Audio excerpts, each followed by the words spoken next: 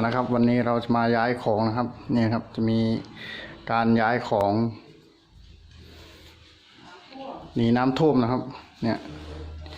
ย้ายของบ้านอีกหลังนึงนะฮะซึ่งบ้านหลังนี้คือยายจะเป็นคนมานอนนะฮะมีกี่สิ่งครับ1 2 3 4 5 6 7ครับผมกับตู้เย็นฮะก็คือเราจะมาไว้ตรงนี้นะครับซึ่งเป็นอีกห้องหนึ่งน่าจะเป็นห้องครัวครับแต่ว่าเราไม่ได้มาทำกินที่นี่ครับโอเคครับตอนอะไรเราก็ต้องย้ายของไปฝั่งนู้นก่อนนะครับ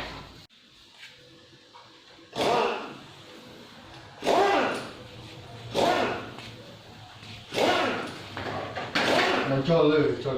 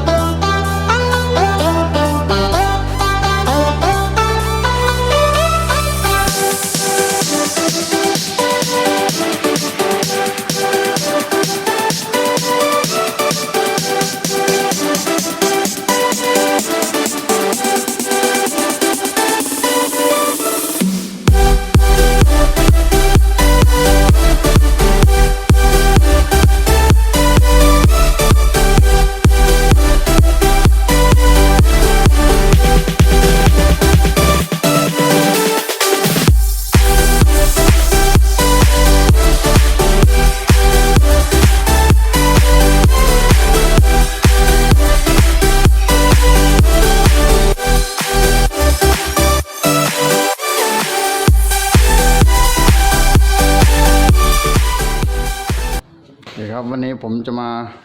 ดูความเปลี่ยนแปลงนะครับ ที่จัดไปวันนั้นนะครับเดี๋ยวครับนี่ครับว่ายายเขาจัดเรียบร้อยดีไหมครับดูครับที่จัดวันนั้นครับโล่งนะครับโล่งของก็จะมาอยู่ฝั่งนี้หมดครับเป็นส่งครับยายเขาจัดเรียบร้อยแล้วครับเนี่ยเช็ดถูเรียบร้อยสะอาดครับปุ๋ยออกมาเป็นส่วนๆครับตัวโล่งเลยครับนี่ครับยายก็จะนอนตรงนี้ครับอันนี้ตรงที่ดูทีวีของยายครับ